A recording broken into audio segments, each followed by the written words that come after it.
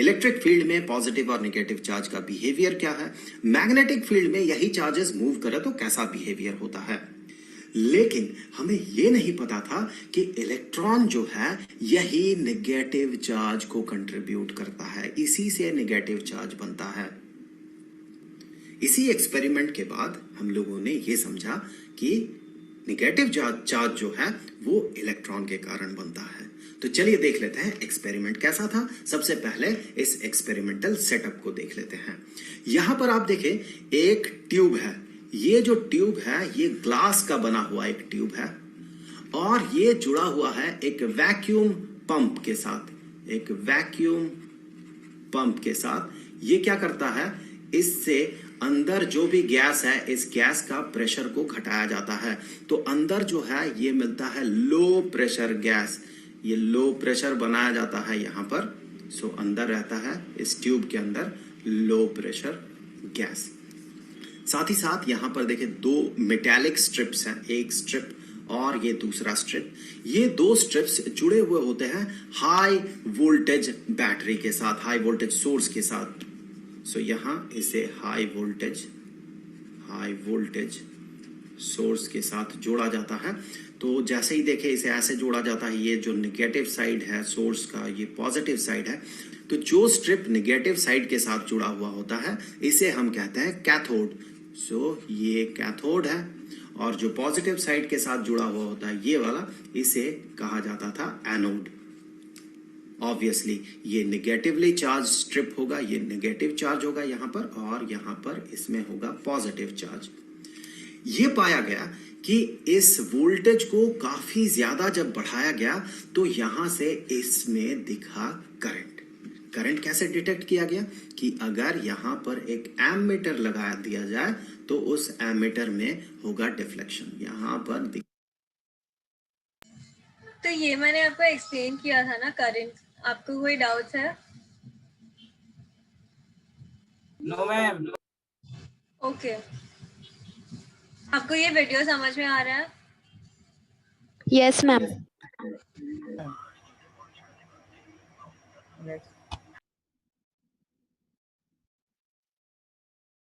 दिखेगा डिफ्लेक्शन इसके कांटे में। ये डिफ्लेक्शन जो है कंटिन्यूअस डिफ्लेक्शन दिखा, इसका मतलब ये जो इंडिकेट कर रहा था ये एक कंटिन्यूअस करंट इंडिकेट कर रहा था। पर ये कंटिन्यूअस करंट एग्जिस्ट कैसे करेगा? यहां पर ये तो ओपन सर्किट है, देखिए यहां पर सर्किट तो जुड़ा हुआ नहीं है। ओपन सर्किट में करंट का फ्लो कैसे हो सकता है? तो साइंटिस्ट ने ये अज्यूम किया, जो कि बड़ा ही ऑब्वियस है, कि कुछ ना कुछ इस रीजन में फ्लो कर रहा है, या तो इस साइड से कैथोड से एनोड की तरफ या फिर एनोड से कैथोड की तरफ कुछ ना कुछ फ्लो कर रहा है, जिसके कारण यहां सर्किट में हमें दिख रहा है करंट। अब जो भी फ्लो कर रहा है वो कैथोड से एनोड की तरफ फ्लो कर रहा है या एनोड से कैथोड की तरफ फ्लो कर रहा है, यह डिटेक्ट करना था। सो इसे डिटेक्ट करने के लिए उन लोगों ने क्या किया कि सबसे पहले यहां पर कैथोड में कर दिया एक छोटा सा छेद। सो कैथोड में छेद कर दिया गया और पीछे जो है, पीछे एक फ्लोरेसेंट मटेरियल से कोट कर दिया गया। पीछे एक फ्लोरेसेंट मटेरियल से, यहां जिंक सल्फाइड से इसे कोट कर दिया गया। उनका जो उद्देश्य था वो ये था कि अगर कोई पार्टिकल यहां से इस डायरेक्शन से फ्लो करते हुए आ रहा है तो उसका कुछ ना कुछ पार्ट यहां से पार हो जाएगा और ये यहां पर स्ट्राइक करेगा और हमें यहां पर दिखना चाहिए कुछ ग्लो। लेकिन ऐसा कुछ हुआ नहीं। फिर उन लोगों ने क्या किया कि जस्ट इसका उल्टा किया। अब उन लोगों ने छेद कर दिया इस एनोड में और जो फ्लोरेसेंट मटेरियल से कोटिंग करना था वो कोटिंग उन्होंने अब इस साइड में किया, एनोड के पीछे। अब उन लोगों ने ये देखा कि यहां पर हो रहा है ग्लो, यहां पर ये ग्लो कर रहा है। जैसे ही करंट का फ्लो हो रहा है यहां पर ये ग्लो कर रहा है। ग्लो क्यों कर रहा? क्योंकि जो पार्टिकल फ्लो कर रहा वो कैथोड से एनोड की तरफ फ्लो कर रहा है। उसका फ्लो का डायरेक्शन जो है वो इस डायरेक्शन में है। सो ऐसे पार्टिकल फ्लो कर रहा और उसका कुछ पार्ट यहां से पार हो जा रहा और इस फ्लोरेसेंट मटेरियल के साथ कोलाइड कर रहा और ये ग्लो हमें दिख रहा है। सो ये सजेस्ट किया गया जो भी यहां पर फ्लो कर रहा है, तब तक ये नहीं पता था क्या फ्लो कर रहा। सो उन लोगों ने ये सजेस्ट किया कि जो भी यहां पर फ्लो कर रहा वो कैथोड से एनोड की तरफ फ्लो कर रहा। अगर एनोड से कैथोड की तरफ फ्लो करता तो यहां पर जब वो फ्लोरेसेंट मटेरियल से कोटिंग किया गया था तो यहां भी ग्लो दिखता हमें, पर ऐसा कुछ नहीं हुआ। तो उन लोगों ने ये जो भी फ्लो कर रहा है यहां अंदर उसे एक नाम दे दिया और उन्होंने कहा ये है कैथोड रे, ये है कैथोड रे। आगे चल के इसी को नाम दिया गया इलेक्ट्रॉन। सो ये जो कैथोड रे है इसे आगे और भी स्टडी किया गया, इसका बिहेवियर टेस्ट किया गया। उन्होंने ये पाया कि ये जो है ये स्ट्रेट लाइन में प्रोपगेट करता है कैथोड रे, बिल्कुल स्ट्रेट लाइन में। लेकिन अगर इलेक्ट्रिक फील्ड रहे या मैग्नेटिक फील्ड रहे तो ये डिफ्लेक्ट कर जाता है। अगर कुछ इलेक्ट्रिक फील्ड ऐसे यहां पर प्रोवाइड किया जाता है, मान ले कि ये जो है यहां एक काफी ज्यादा पॉजिटिव चार्ज दिया जाए यहां इस प्लेट में और यहां एक प्लेट रखा जाए नेगेटिव चार्ज का, तो ये जो है कैथोड रे का डिफ्लेक्शन कुछ ऐसे इस डायरेक्शन में दिखता है। तो ऐसा डिफ्लेक्शन कहां पर दिखेगा? ऐसा डिफ्लेक्शन तभी दिख सकता है जब ये जो कैथोड रे है ये जिस भी पार्टिकल से बना हुआ हो ये नेगेटिवली चार्ज्ड पार्टिकल हो। अगर ये पॉजिटिव चार्ज होता तो इसका डिफ्लेक्शन इस साइड में होता, इस नेगेटिव प्लेट की तरफ, लेकिन इसका डिफ्लेक्शन पाया गया कि ये पॉजिटिव प्लेट की तरफ हो रहा, इसका मतलब ये नेगेटिवली चार्ज्ड पार्टिकल है। मैग्नेटिक फील्ड में भी इसका स्टडी किया गया, इसे ऑब्जर्व किया गया, वहां भी ये पाया गया कि उसका जो डिफ्लेक्शन का बिहेवियर है वो ऐसा है मानो कि वो नेगेटिवली चार्ज्ड पार्टिकल है। तो उन्होंने ये कंक्लूड किया जो कैथोड रे है ये नेगेटिव चार्ज का फ्लो है, या फिर ये कैथोड रे इटसेल्फ ये नेगेटिवली चार्ज्ड है, नेगेटिवली चार्ज्ड, नेगेटिवली चार्ज्ड। आगे उन्होंने इस एक्सपेरिमेंट को और आगे बढ़ाया और उन्होंने यहां पर ये जो इलेक्ट्रोड्स थे उन इलेक्ट्रोड्स का मटेरियल को चेंज कर दिया। मटेरियल चेंज करने के बावजूद जो कैथोड रे का बिहेवियर था वो ज्यों का त्यों पाया गया। इसका मतलब ये जो कैथोड रे है जिसे कि आगे चल के हमने इलेक्ट्रॉन नाम दिया, ये जो इलेक्ट्रॉन्स है ये इलेक्ट्रॉन्स मटेरियल पे डिपेंडेंट नहीं है। मटेरियल चाहे कुछ भी हो, इलेक्ट्रॉन्स का बिहेवियर वैसा ही दिखा, कैथोड रे का बिहेवियर वैसा ही दिखा। गैस को भी चेंज किया गया अंदर के, फिर भी बिहेवियर वैसा ही रहा। तो उन्होंने जो नाम दिया आगे चल के इलेक्ट्रॉन, तो उन्होंने ये पाया कि ये जो इलेक्ट्रॉन है ये सारे एटम्स का बेसिक कंस्टिट्यूएंट है। मटेरियल चाहे कुछ भी हो, एटम वो एग्जैक्टली सेम है हर केस में। तो चलिए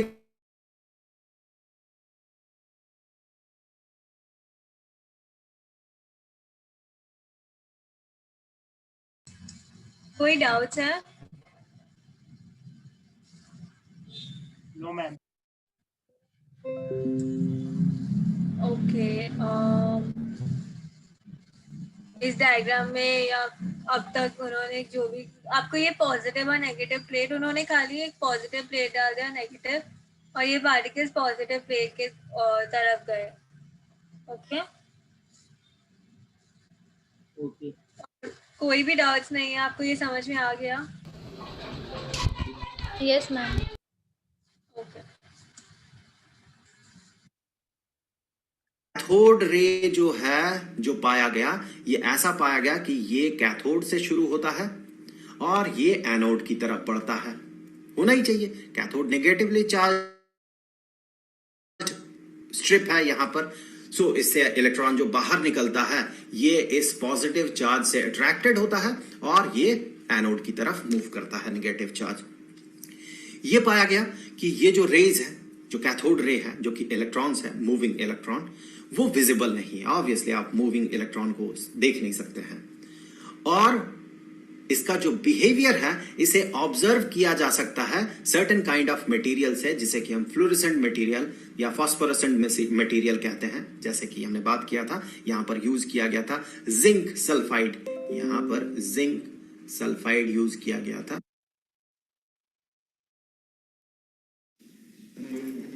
हमने तुम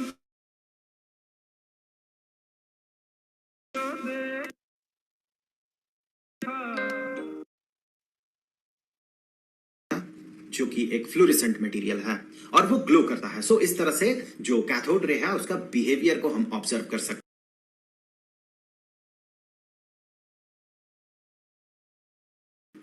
और ये भी पाया गया कि इलेक्ट्रिक या मैग्नेटिक फील्ड अगर ना हो तो ये बिल्कुल स्ट्रेट लाइन में प्रोपगेट करता है ये कैथोड रे, जिसे कि हमने इलेक्ट्रॉन नाम दिया।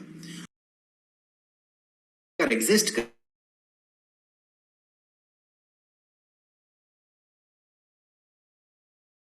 कि कैथोड रे जो है ये नेगेटिवली चार्ज्ड पार्टिकल है, इसे आगे चल के नाम दिया गया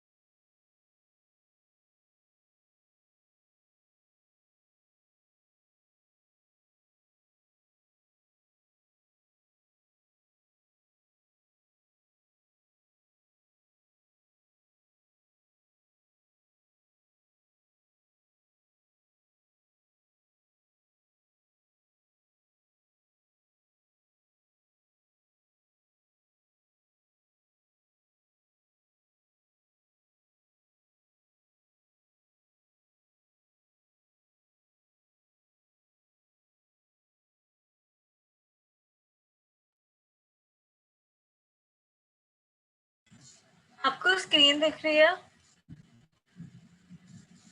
यस मैम।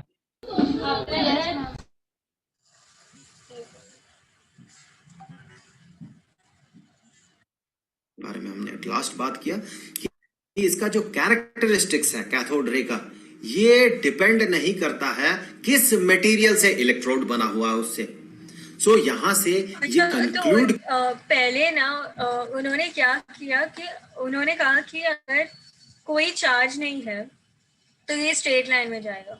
अगर हमने कोई ये स्क्रीन क्लियर नहीं है, पर अगर उन्होंने कोई इलेक्ट्रिक या मैग्नेटिक फील्ड नहीं डाला है तो ये स्ट्रेट लाइन में जाएगा।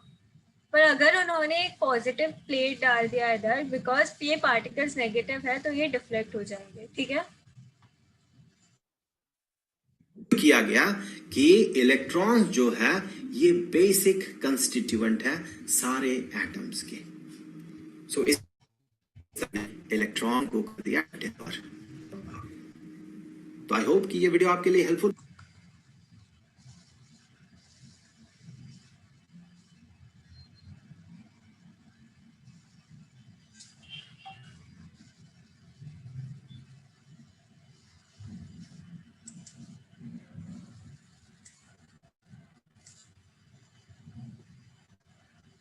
ओके।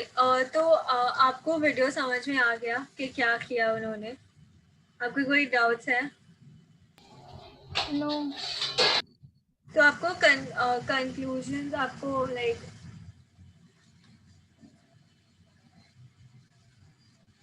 सो बेसिकली कंडीशन ये थे कि हाई वोल्टेज दिया था उन्होंने और लो प्रेशर। एक्सपेरिमेंट का नाम था कैथोड रे एक्सपेरिमेंट। साइंटिस्ट थे जे थॉमसन। जे थॉमसन ने वो प्लम पुडिंग मॉडल भी दिया था जो गलत था।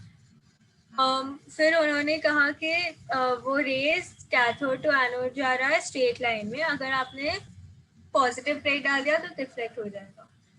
वो विजिबल नहीं है, इसलिए उन्होंने जिंक सल्फाइड स्क्रीन यूज की। फिर बिकॉज ये एनोड की तरफ जा रहा था, ये नेगेटिवली चार्ज है, उसका नाम दिया गया इलेक्ट्रॉन। और इलेक्ट्रॉन और कैथोड एक ही चीज है, ठीक है। लाइक उनका नाम बाद में इलेक्ट्रॉन रखा गया था। और उन्होंने कहा कि जो भी मटेरियल ले, वो प्लेट्स का या गैस का, इलेक्ट्रॉन तो इलेक्ट्रॉन ही था। तो उन्होंने कहा कि इलेक्ट्रॉन सब एटम्स में होता है, ये बेसिक है सब एटम्स का। ठीक है,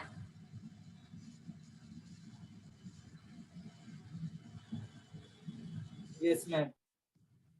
ओके। और ये भी एक्सपेरिमेंट सेम, आई मीन ये भी सेम ही था, खाली थोड़ा detail.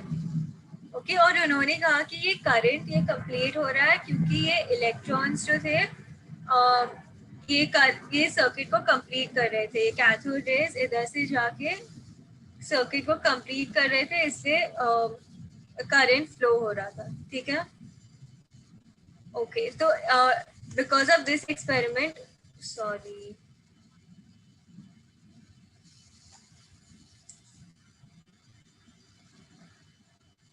Because of that experiment उन्होंने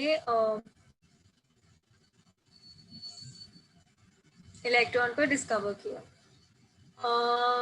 आपको लाइक एक्सपेरिमेंट ऐसा बहुत इम्पोर्टेंट नहीं है, थ्योरी बहुत लाइक अभी तक ये टेबल सबसे ज्यादा इम्पोर्टेंट है। ये एक्सपेरिमेंट आपको अंडरस्टैंड करना है, पर वो एमसीक्यू फॉर्म में बहुत पूछते नहीं है। ये सबसे इम्पोर्टेंट पार्ट है, आपको ये समझना है एटॉमिक नंबर, मास नंबर, फिर आइसोटोप्स, आइसोबार्स, आइसोटोन्स पे आपके एमसीक्यूज आएंगे, वो आपको आ जाएगा, मतलब आप प्रैक्टिस करोगे तो आपको आ जाएगा। और डिस्कवरी ऑफ इलेक्ट्रॉन्स में वो थ्योरी ज्यादा पूछते नहीं है एक्सपेरिमेंट का, पर आपको अंडरस्टैंड करना है कि क्या हो रहा है एक्सपेरिमेंट में, वो आपको समझ में आ गया होगा I think by now, right? Yes. Okay so the same video ऐसे रूथरफोर्ड का भी है जो मैं आपको दिखाने वाली थी, पर अभी टाइम नहीं है तो आप वो घर पे देख लोगे, मैं फिर से ग्रुप पे भेज दूंगी। अभी एक सेम ही टॉपिक है जो last time, sorry what did I do,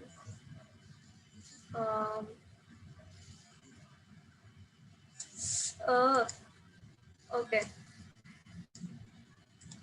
या सो लास्ट टाइम जो लास्ट वीडियो में आपने देखा था कि उन्होंने एक पॉजिटिव और नेगेटिव प्लेट डाल दिया, तो ये सेम एक्सपेरिमेंट फिर थॉमसन ने क्या किया, एक फर्स्ट उन्होंने इलेक्ट्रॉन्स डिस्कवर किए, फिर ये सेम एक्सपेरिमेंट एक और चीज कर ली इसके साथ, उन्होंने कहा कि अगर मैं इलेक्ट्रिक फील्ड डाल देता हूँ, ओके, पॉजिटिव और नेगेटिव प्लेट डाल देता हूँ ये कैथोड ट्यूब में, तो ये पॉजिटिव प्लेट की हो जाएगी इलेक्ट्रॉन्स।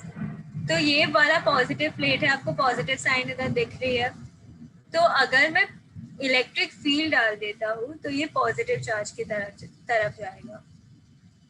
अगर उन्होंने खाली एक मैग्नेट डाल दिया, एक मैग्नेटिक फील्ड डाल दी, ओके, अपैरेटस के अराउंड, तो उन्होंने देखा कि ये इलेक्ट्रॉन सी पॉइंट पे जाके लग रहे थे।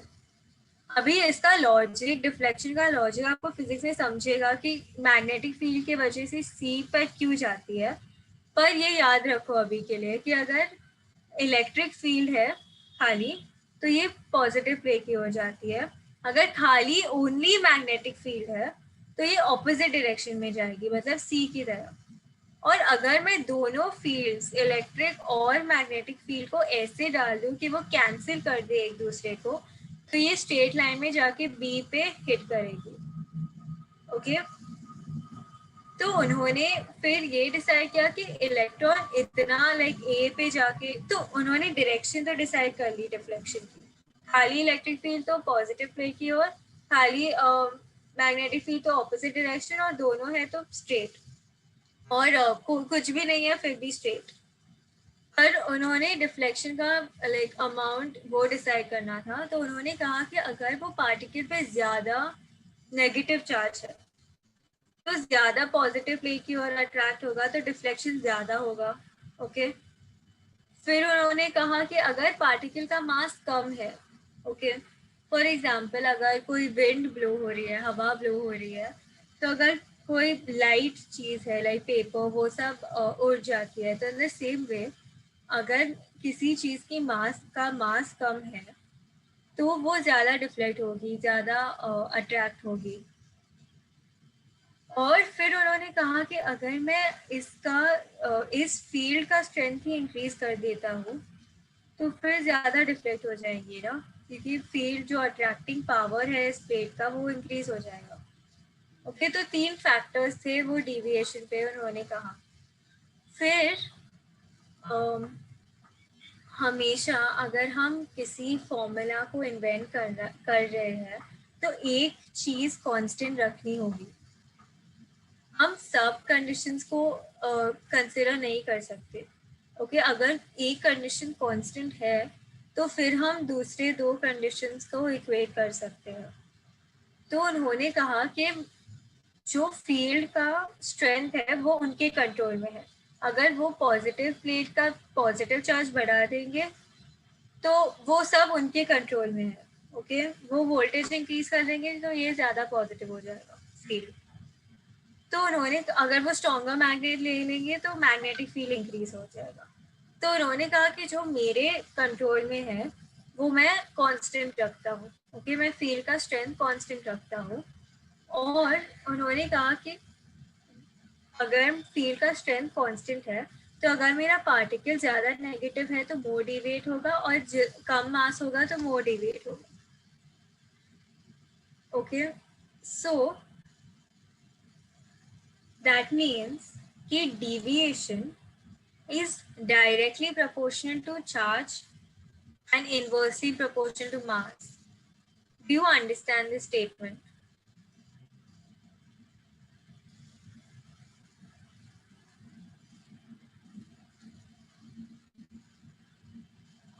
Excuse me.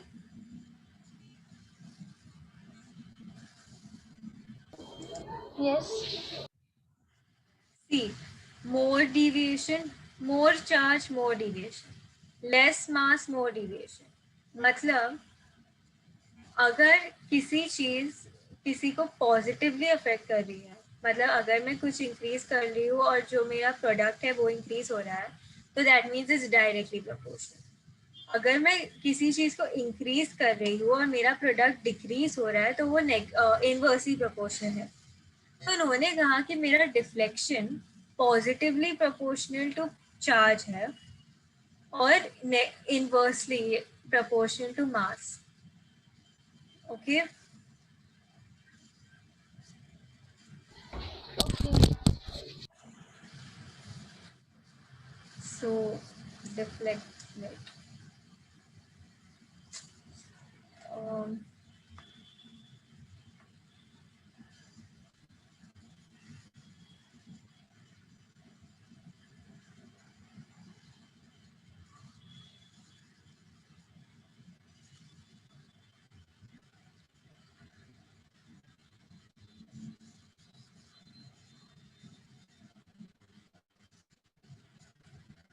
Okay, do you all understand this?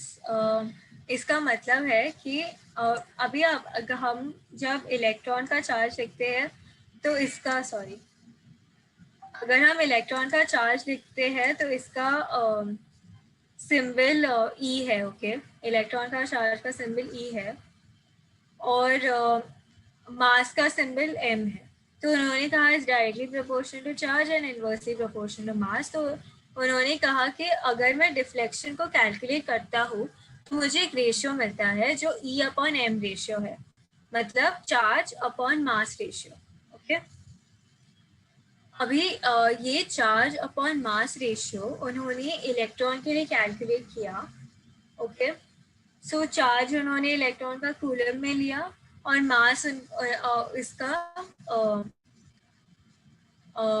KGs में लिया. Okay, so one second.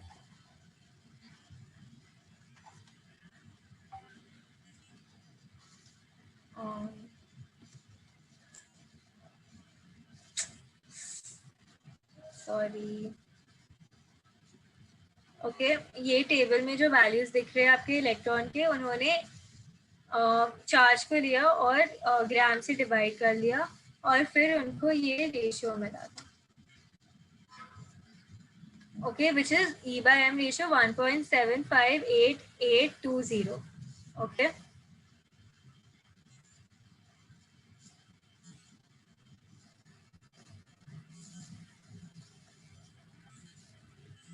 Okay, फिर उनको ये E by M is 1.758820 and 10 raised to 11 coulomb per kg ये वैल्यू मिला था. आपको ये वैल्यू भी लर्न करना है. ये 10⁻11 है, हाँ, मतलब 10 into 10 ऐसे 11 टाइम्स। Okay ma'am. और सो ये आपको रेशियो लर्न करना है, और आपको कैसे रेशियो आया है वो भी पता है। तो उन्होंने कहा कि E/M ratio is constant for all electrons, क्योंकि इलेक्ट्रॉन्स का चार्ज सेम होगा और मास भी सेम होगा, तो अगर चार्ज को मास से डिवाइड करेंगे तो रेशियो सेम आएगा। तो ये आपको लॉजिक समझना है किधर से आया है, आपको डिफ्लेक्शन समझना है, ओके, पॉजिटिव प्लेट और मैग्नेटिक डिफ्लेक्शन, और फिर आपको ये बस जानना है कि E/M रेशियो इलेक्ट्रॉन के लिए क्या है। और इसका सिंबल भी इम्पोर्टेंट है, कूलम बाय केजी, क्योंकि आप कूलम आपका चार्ज का यूनिट कूलम है, और आप मास से डिवाइड कर रहे हो जिसका सिंबल केजी है। ओके ओके ओके सो आपको आज के लिए बस इतना, या आपको कुछ और करना है? अभी हम पीरियोडिक टेबल करेंगे, पर आपको डिस्कवरी ऑफ प्रोटॉन और सब नेक्स्ट क्लास कर लें, या आज करना है? आज नहीं करना है। हाँ, बाद में। क्योंकि आपका 3:30 का लेक्चर है, इसलिए। सो ये एक्चुअली सेम ही है इलेक्ट्रॉन का। सी, मैं आपको इंट्रोडक्शन दे देती हूँ, नेक्स्ट टाइम हम प्रॉपर्ली कर लेंगे। सो रिमेम्बर, आपके वीडियो में आपने इधर होल बनाया था और इधर जिंक सल्फाइड लगी थी, अभी उन्होंने दूसरी साइड पे होल बना दिया। फिर सब पॉजिटिव पार्टिकल्स, सॉरी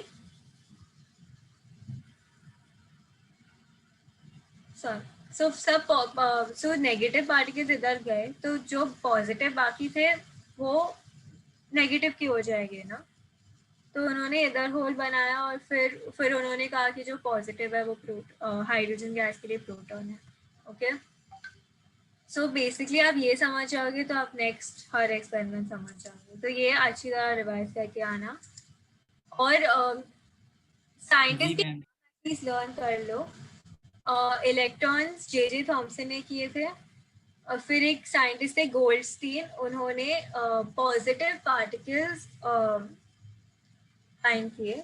ओके, उन्होंने प्रोटॉन नाम नहीं दिया उसका, ओके, उन्होंने कहा कि ये पॉजिटिव है। फिर रूथरफोर्ड जिन्होंने न्यूक्लियस वाला एक्सपेरिमेंट किया था, उन्होंने उसका नाम प्रोटॉन्स दिया, ओके, और कुछ प्रॉपर्टीज डिस्कवर की। और फिर एक जेम्स चैडविक या लॉर्ड चैडविक थे जिन्होंने न्यूट्रॉन को डिस्कवर किया, ओके, और उन्होंने कहा कि न्यूट्रॉन्स न्यूट्रल है और इसका मास प्रोटॉन से थोड़ा ज़्यादा है। और एक्चुअली न्यूट्रॉन का आपको एक्सपेरिमेंट भी नहीं है, आपको जस्ट याद करना है। एनसीईआरटी में दिया है, उन्होंने अल्फा पार्टिकल्स दिए और बेरिलियम मेटल लिया और अल्फा पार्टिकल्स को बेरिलियम पे हिट किया। एक्सपेरिमेंट आपको दिया नहीं गया है, आपको कुछ लर्न नहीं करना है, आपको जस्ट रिमेम्बर करना है अल्फा पार्टिकल्स को बेरिलियम पे हिट किया। प्रोटॉन्स का हम नेक्स्ट टाइम जब हम इलेक्ट्रॉन्स का एक्सपेरिमेंट रिवाइज कर रहे हैं, हम प्रोटॉन्स का भी कर लेंगे। आप जस्ट साइंटिस्ट के नाम लर्न कर लेना, ठीक है? Thomson, Goldstein and Rutherford. Yes ma'am. Okay, I think मैंने बहुत बार रिवाइज किया है, आपको जस्ट लर्न करना है। मैं आपको अभी आपने स्ट्रक्चर ऑफ एटम का पेपर किया जो मैंने Yes. Yes. मैं आंसर डिस्कस कर लूँ?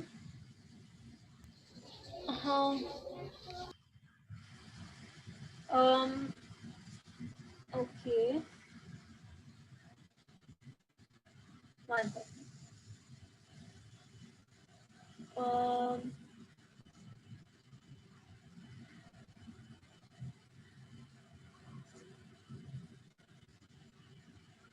आप सबने किया है, लाइक ऑनेस्टली, अगर आपने नहीं किया है तो मैं नेक्स्ट क्लास भी आपको टाइम दे सकती हूँ, क्योंकि अभी मैंने इस क्लास में आपको ज़्यादा एक्सप्लेन किया था कि आपको न्यूट्रॉन्स प्रोटॉन्स कैसे फाइंड करने हैं। तो अगर आपने नहीं किया है तो आप फिर भी कर सकते हो।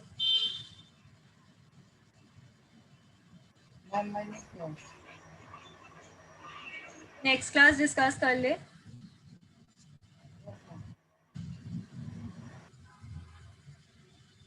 Yes, ma'am. सो आप वो लास्ट क्वेश्चन अच्छी तरह देख लो और ओके फिर ओके फर्स्ट 20 एलिमेंट्स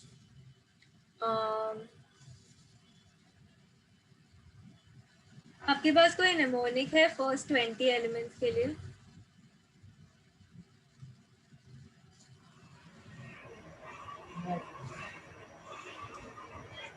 ओके अभी आपके नीट और जेई एग्जाम में फर्स्ट 20 एलिमेंट्स का आपको सब कुछ जानना है, मतलब आपको सब कुछ आना चाहिए। एटॉमिक नंबर आना चाहिए, मास नंबर आना चाहिए, सिंबल आना चाहिए। ओके अगर आपके पेपर में कार्बन रिलेटेड कोई क्वेश्चन दिया है तो आपको कार्बन का मास नहीं दिया जाएगा, कार्बन का एटॉमिक नंबर नहीं दिया जाएगा। आपको आपको ये लर्न करना है। अगर गोल्ड या प्लैटिनम या बोरॉन ब्रोमीन, इन सब, नॉट बोरॉन, ब्रोमीन गैसेस, ये सब दिया है तो आपको वो मास दे देंगे, कभी कभी एटॉमिक नंबर भी दे देंगे। ओके बट फर्स्ट 20 एलिमेंट्स के लिए आपको कोई हेल्प नहीं मिलेगी पेपर में। सो आपको फर्स्ट 20 एलिमेंट्स की नेम्स लर्न करने हैं, मासेस लर्न करने हैं और एटॉमिक नंबर लर्न करना है। बहुत Okay, easy. ma'am. Mostly mass number atomic number का डबल होता है या समवॉट लाइक अराउंड डबल होता है। लाइक कैल्शियम का मास एटॉमिक नंबर 20 है, मास नंबर 40 है। ओके इधर एग्जैक्ट डबल होगा या आगे पीछे, तो वो बहुत इजी है लर्न करने के लिए। निमोनिक मेरे पास इंग्लिश में है, आपके पास कोई है फर्स्ट 20 एलिमेंट्स के लिए? Yes, ma'am. से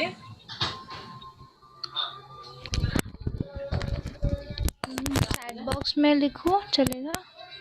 हाँ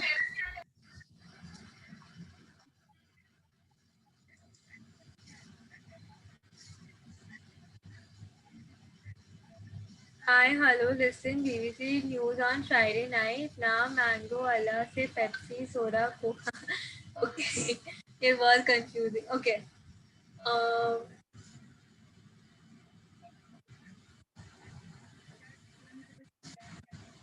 okay. आप सबने ये लर्न किया है या खाली गुंजन ने?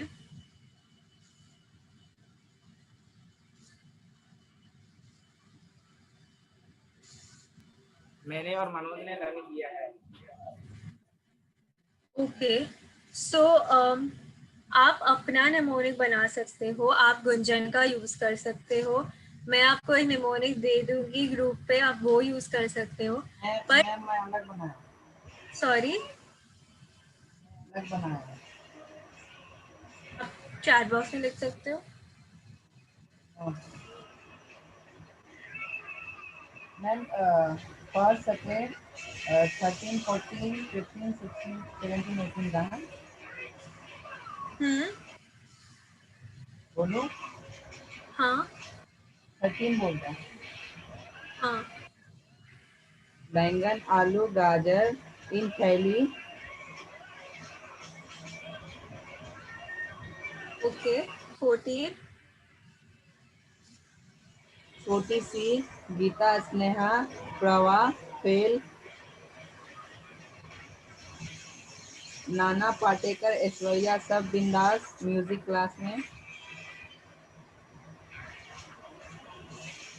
और 16 और स्टाइल से टीपो। मैम एलवी का नहीं बनाया था। और उसके बाद फिर कल बाहर आएगी ऑटो। हीना हीना नीना अरबाज करे एक्सरे रेहान रेहान का ओरिजिनल। Very nice. सो जब हम वो ग्रुप ज्वाइन करेंगे तो आप आपका निमोनिक दे दो। मैम एक और भी याद किया हूँ उसका। हाँ फोर्थ का किया था 3 to 12 का, स्कैंडियम का भी किया था। साइंस के टीचर वही करे मनमानी, फिर कोई कोई कोई नहीं कुछ जाने।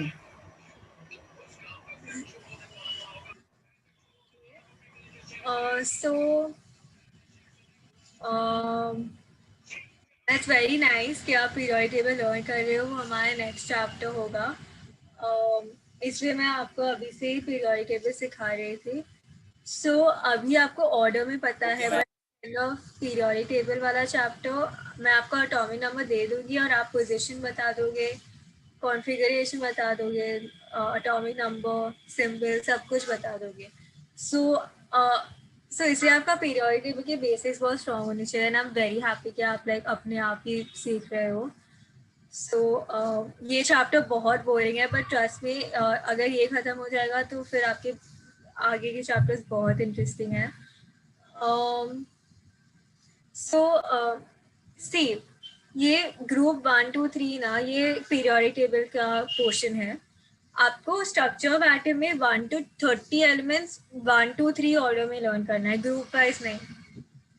सो आप वो स्टार्ट कर लो, 1 to 20 कर लो अभी, फिर बाद में हम 20 to 30 कर लेंगे। मैं आपको नेमोनिक भेजती हूँ ग्रुप पे। आप एक्चुअली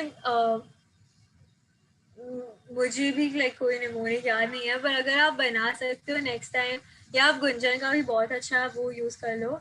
हाई मतलब H, high for hydrogen, hello for helium, listen for lithium, B for beryllium, B again for boron, C for carbon, news for nitrogen, on for oxygen, Friday for fluorine, and night for neon, Na for sodium. Na is also symbol of sodium. Mango is for magnesium. Ala is for aluminium. C is for silicon. Pepsi is for phosphorus. Um, soda is for sulfur.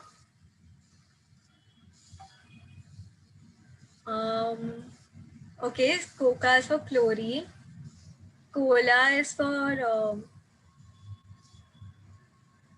cola is for अच्छा, Coca Cola दोनों chlorine के लिए है।